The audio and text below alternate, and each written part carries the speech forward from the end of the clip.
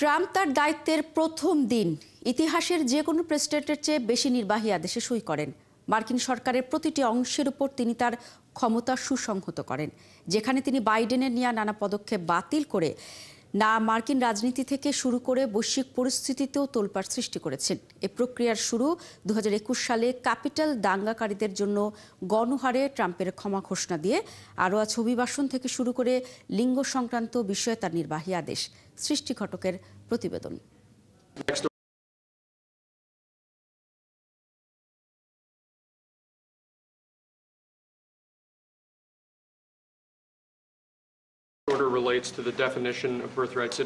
ট্রাম্পের দ্বিতীয় দফার আগমন কি নিয়ে আসবে সে বিষয়ে তার সমর্থক ও সমালোচকদের মধ্যে সন্দেহ দূর করে দিয়েছেন গত সোমবার ওভাল অফিসের একটি কালো মার্কারের খোঁচার মাধ্যমে।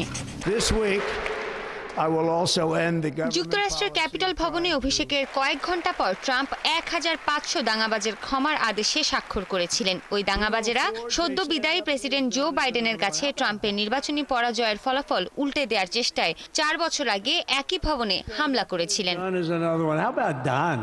নির্বাচনী প্রচারে দেয়া প্রতিশ্রুতি অনুযায়ী অভিবাসন বিরোধী অভিযান শুরু হয়েছে যুক্তরাষ্ট্রে। প্রতিদিনই আটক করা হচ্ছে শত শত অবৈধ অভিবাসীকে। শুধু কি তাই, জন্মগত নাগরিকত্ব বাদ দিতে আদেশ দেয়া হয়েছে।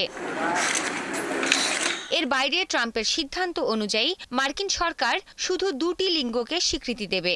ট্রাম্প যুক্তরাষ্ট্রকে প্যারিস জলবায়ু চুক্তি ও বিশ্ব স্বাস্থ্য সংস্থা থেকে বের করে আনার ঘোষণা দিয়েছেন। ট্রাম্পের মুখপাত্র জোর দিয়ে বলেছেন, যে কোনো প্রেসিডেন্টের ক্ষমতার 100 দিনের চেয়ে ট্রাম্প 100 ঘন্টার মধ্যে বেশি কাজ করেছেন। আন্তর্জাতিকভাবে ট্রাম্প তার ক্ষমতার প্রথম সপ্তাহে সুইজারল্যান্ডের দাভোসে বিশ্ব অর্থনৈতিক ফোরামের একটি বিশাল পর্দায় হাজির হন। সেখানে ট্রাম্প অন্য দেশগুলোকে বলেছেন, হয় আমেরিকায় পণ্য তৈরি করতে হবে, আর নয়তো শুল্কের মুখোমুখি হতে হবে। শপথ নেয়ার পরই সপ্তাহ জুড়ে ট্রাম্প গ্রিনল্যান্ড ও পানামার বিরুদ্ধে তার ভূখণ্ডগত হুমকি দেয়া অব্যাহত রেখেছেন। তিনি গ্রিনল্যান্ড ও পানামাকে আমেরিকার বলে দাবি করেছেন।